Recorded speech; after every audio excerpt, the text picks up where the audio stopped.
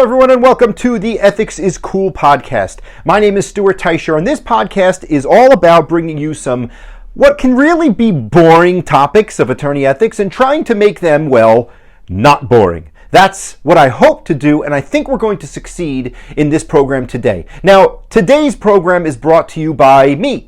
I am a professional CLE speaker, continuing legal education. I teach ethics courses, I teach legal writing courses, and I also teach what I call the specialty credits, things like substance abuse and mental health, diversity and elimination of bias, professionalism courses, access to justice in some jurisdictions. So if you're looking for someone to give non-boring programs in the CLE world, please feel free to reach out. Today we're going to talk about the Free Britney debacle, and it can only be considered a debacle. I did a CLE program on this recently, and we're not going to get really into the attorney ethics of it today. My approach today is to tell you why this whole thing seems so crazy from an attorney's point of view. Because I think what you're going to find is that the issues really strike to the core of the values that deal with the conservatorship. To truly understand what happened, you've got to go back to the beginning of Britney Spears' career. And you got to see how things emerged and how her career emerged and the tension and pressure that was inherent in her career to really understand how she got to where she is. So Britney's career began when she was a child, and I found an article in the Florida Times-Union newspaper that gave some of the facts. So she was born in 1981, and she made her singing debut at her kindergarten graduation, where she performed the song "What Child Is This?" A few years later, she tried out for the Mickey Mouse Club, but she was turned down because at the time she was too young. Well, that did not deter the budding star, and the following year, Britney got the part of an understudy to the lead role in an off-Broadway production of Ruthless. Britney made her famous appearance on the TV show Star Search at only 10 years old. Do you remember Star Search? For those of you who don't know what Star Search was, it was a TV show. It was a talent show that was on, the 80s, the 90s? I think it was the 80s. It was hosted by Ed McMahon, who was the sidekick to Johnny Carson on The Tonight Show. And it was basically like America's Got Talent before America's Got Talent was America's Got Talent, you know? So Britney was on Star Search, and in 1993 she got what she might be considered her first big break. She was accepted into the Mickey Mouse Club. At this point, she was obviously old enough. Unfortunately, that gig would only last a short time because the show was canceled the following year. Britney, however, would not be idle for very long. 4 years later, in 1998, she signed a record deal and recorded her debut album, Hit Me Baby One More Time. She went on tour right after that in 1999. She opened for a band called who? NSYNC. The lead single of her album, Baby One More Time, debuted at number 1 on the Billboard 200 chart. Her life in the spotlight was certainly off to the races. The flurry of attention heaped on Britney was incredible, both in its scope and speed. Pop culture outlets descended upon the young performer, and within little more than a year, Britney posed for Rolling Stone magazine, she appeared on the sitcom Sabrina the Teenage Witch, she hosted Saturday Night Live, and while doing all of that, she somehow found time to record a second album that was released in 2000. Oops, I Did It Again sold more than 20 million copies worldwide. Well, Britney would be on a pressure-filled roller coaster for the next several years, and eventually the fame caught up with her when she suffered from emotional problems. Now, I was going to continue to give sort of a narrative explanation of how she got to where she got, but I don't think that crafting a narrative adequately conveys the pressure that was really foisted upon this young star. Yes, I just used the word foisted. You need to hear it almost in a timeline format to appreciate the unrelenting nature of the life that she led. Okay? So, starting in September of 2000, she was dating NSYNC frontman Justin Timberlake. She signed a 2-year contract with Pepsi. She performed Slave for You at the MTV Video Music Awards with a large albino python. Then she released her third album, Britney. In 2002, she hosts Saturday Night Live for a second time. She releases her film Crossroads. She ends her relationship with Justin Timberlake. She kisses Madonna during their performance of Like a Virgin at the MTV Video Awards. She receives a star on the Hollywood Walk of Fame. We're in 2004 now. She marries her childhood friend Jason Alexander at the Little White Wedding Chapel in Las Vegas. The marriage was annulled 55 hours later. 55 hours! I don't think you can cook a rotisserie chicken in 55 hours. She releases her first fragrance, Curious. She then marries her dancer, Kevin Federline. I mean, think about it. Her marriage was annulled in January of 2004. She marries Kevin Federline in September of 2004. She then fires her manager. She releases a greatest hits collection. She confirmed in the next year that confirms that she's pregnant with her first child. She's got a TV reality show with her husband called Chaotic on the UPN network. She has all kinds of issues going forward in 2005. She gives birth to a son in 2005 as well. Then remember that whole thing where photos surfaced of her driving with her son on her lap in the car? That was in 2006. Her son falls out of a chair at home. She's questioned by LA Department of Children and Family Services. She appears on The Late Show with David Letterman to announce that she's pregnant with her second child in 2006. She guest stars on Will and Grace, gives birth to a second son, and then files for divorce from Federline in November of 2006. In 2007, she had a veritable meltdown. She checked herself into rehab, but left the next day. And only 2 days later, she famously shaved off all of her hair at a Los Angeles salon. It was clear for everyone to see that Britney was falling apart. But when you look at the whirlwind life that she led, who could blame her? When you combine that with all of the intense media scrutiny and the pressure from the paparazzi, there isn't much of a surprise that things became overwhelming for her. Well, that year, 2007, simply had to be the worst in her life. Her divorce with Kevin Federline was finalized. She lost physical custody of her children. She even had her visitation rights suspended after a run-in with the police. And in January of 2008, she was committed to the psychiatric ward of Ronald Reagan UCLA Medical Center and put on involuntary psychiatric hold. The following month, on February 1, 2008, Britney's father, Jamie Spears, filed for a conservatorship. First, he asked for a temporary conservatorship. And this is where it gets a little bit nutty from a lawyer's point of view. He filed for a temporary conservatorship. And what happened is the court appointed a lawyer to represent Britney Spears. Britney Spears is known, I guess, in California as the conservatee, the person upon whom the conservatorship is imposed. Sometimes some jurisdictions, like my home state here on the East Coast, we would call it a ward. Britney is the person who's having the conservatorship imposed upon her. But the court appoints a lawyer to represent her interests. So at the time that her father made application for the temporary conservatorship, the court appointed a lawyer to represent her. Now, apparently, a Dr. Spar had given a declaration to the court. I think there may have been a commissioner at the time. It wasn't a judge. Dr. Spar had given some sort of document to the court attesting to Britney's incapacity, essentially. And they relied upon that document in appointing a lawyer for Britney and also declaring that she did, in fact, need a temporary conservatorship. So it was temporary because what they do is, if someone's in danger, they issue a temporary conservatorship, then they have a further hearing and they transfer it to a permanent conservatorship. But at this point, it's a temporary conservatorship. She's got a lawyer that's appointed, presumably to represent her interests. Someone gives the court this declaration from Dr. Spar that attests to Britney's incapacity, and the temporary conservatorship is granted. Now, Britney sent a lawyer to court to try to fight this conservatorship. She hired a guy by the name of Adam Streisand. The problem is that when he got to court to argue and say, hey, I represent Britney Spears, the court wouldn't listen to what he had to say.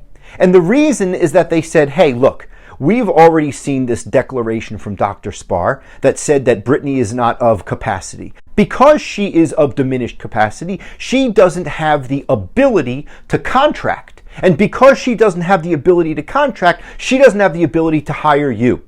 So a person with diminished capacity can't hire a lawyer, which means she didn't have the authority or the capacity to hire you, and as a result, you're not her lawyer. The court-appointed lawyer is the person who's going to represent her. So she didn't even get an opportunity to choose her own counsel. The court appointed the lawyer for her, and that's the lawyer she had to live with. 8 months later, the temporary conservatorship was converted to a permanent conservatorship. Her father and another attorney were given authority to manage both her person and her financial affairs. And the judge explained, quote, the conservatorship is necessary and appropriate for the complexity of financial and business entities and her being susceptible to undue influence. Despite everything, the pace of Britney's career didn't let up. And this is, to me, one of the crazy things. I mean, remember, they've said that she is of diminished capacity and that she can't manage her own affairs and that she needs a conservator. And yet, her career continued. She appeared on more TV shows in 2008. She released more albums. The pace of her career is mind-numbing to any reasonable observer.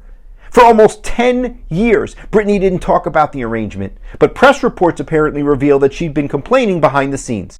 During the time of her conservatorship, Britney says that her rights were significantly curtailed. She couldn't go and make a doctor's appointment if she wanted to. If she made a doctor's appointment, she was restricted on how much time she could speak to the doctor. There was nothing that she could do without getting authority from the conservator. Spears said the arrangement, among other things, limited her to drawing a weekly allowance of $2,000 during her Las Vegas residency, which earned more than $160 million. Now, why does this sound incredible for lawyers? There are a couple of principles that are just bedrock parts of the law that were not considered, and I find it astounding. First of all, it's the idea that you have the ability to choose your own counsel. It is such a fundamental principle in American society that individuals should have the right to the counsel of their choosing. And yet here, she was specifically denied that right. I understand that the court is going to appoint a lawyer sometimes, but in a situation like this where the ward or the conservatee has the financial wherewithal to hire someone of their own choosing, and if the lawyer seems to be a reputable individual, why wouldn't you allow that person to hire the lawyer of their choosing? It's just incredible to me that such a foundational aspect of our society would be completely thrown away. The other part that I find incredible is that Britney basically lost her entire voice throughout the conservatorship. Yes, I know there's a pun there. Once the court appointed that other lawyer, the lawyer that she didn't choose for herself, she seems to have lost her ability to speak up for herself. And to me, that's incredible. When you take a look at the ethics rules, Rule 1.14 is the rule that governs dealing with a client who has diminished capacity. One of the interesting things, and 1.14 isn't applicable in California, but that's not the reason that I brought the rule up. The rule gives you the ability to go to the court and to ask for a conservator or ask for a guardian. But what's amazing about the way the rule is written is that they don't start off by telling the lawyer that they can go to court to get a guardian or a conservator appointed. They start off by saying that you have to respect the dignity of the client. It says in the beginning of the rule that you need to maintain a normal lawyer-client relationship with the client as best as you can. And the structure of the rule to me is critical here. The drafters know why a lawyer is reading that rule. They know that if a lawyer is reading this rule, they must have someone who may need a guardian or a conservator. So what the drafters said is, okay, good. We know why you're here. We know why you're reading this rule. Before we give you the direction that you want, we want to tell you, respect the dignity of the client. Do your best to maintain a normal lawyer-client relationship. It seems as if that fundamental concept was completely ignored in this situation. Spears said that the conservatorship arrangement limited her. She couldn't get married. She couldn't manage her own birth control. It's amazing how much control they had over her. And what's shocking is that it only came to a head because of her supporters. Ultimately, it was really the Free Britney activists that really pushed the issue.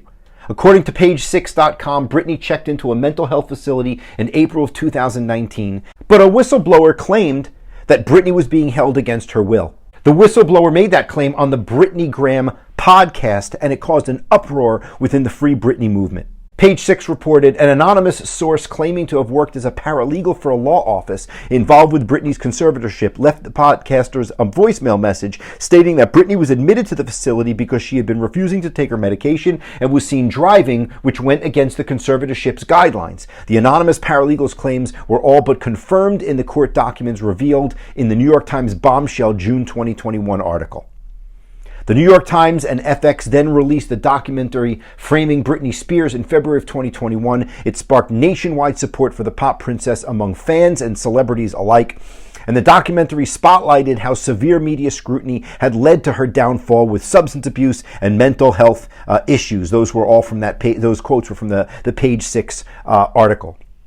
During the conservatorship, her father made every decision about her life. And it's amazing when you see how she was able to manage her Vegas residency. She was able to go ahead and continue to perform and make albums and do that kind of stuff, but she couldn't make any other decisions in her life.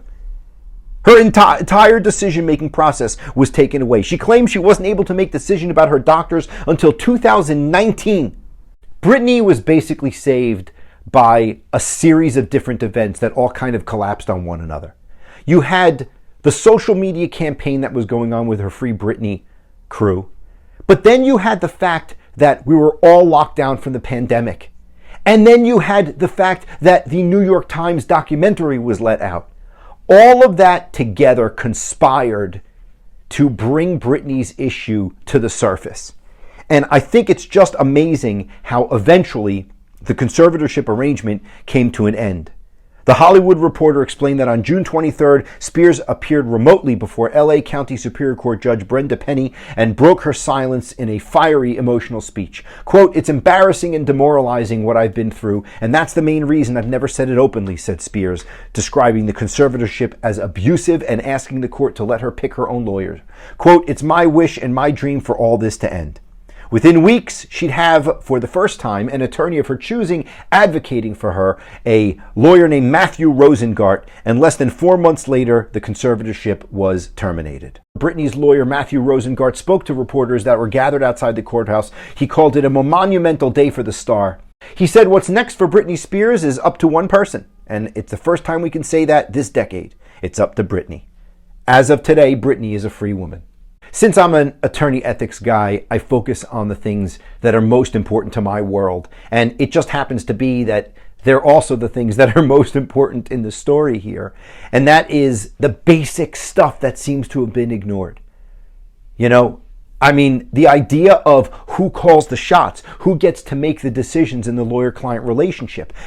It's pretty clear about how the lawyer-client relationship is dealt with when you have a competent adult client. But once you've got someone with diminished capacity, things change. And I find it incredible that here, even though you have an individual of diminished capacity, it appears that, again, she lost her voice. I can't tell what happened here. And I think one of the tragedies of all of this is I don't think we'll ever truly know. When you watch the documentaries that were created on this, they raise certain questions. That Dr. Spar report that was relied upon to have her deemed of diminished capacity. What did it say? Did Dr. Spar ever really meet with Britney? I mean, there are questions about that. Why was this particular lawyer appointed by the court? Did that lawyer genuinely have the conversations with his client to give Britney the proper voice in all of this? We're never going to have the answers to those questions. Some of them we won't have an answer to because the lawyer is bound by confidentiality. Other questions aren't going to get answered because nobody really wants to deal with them. And the fact that the conservatorship is now over and it's out of the public spotlight, well, maybe people will just forget about it and no one will talk about it. But the reason it's so concerning is because if this type of thing could happen to Britney Spears for so many years, then imagine how other individuals are suffering when they don't have a Free Britney movement to keep their plight on the front pages. And that's what bothers me most about this. I think we need some more answers about how this all happened. Not so much because we have to help Britney. She seems to be moving in the right direction as far as the conservator is concerned. But I think we have to understand what happened so that we can take a look at the system to see if the less popular, the less powerful people are being exploited in any way. I'm going to continue researching the matter, and if I hear anything new, I'll create another podcast episode. Until then, thanks for joining me.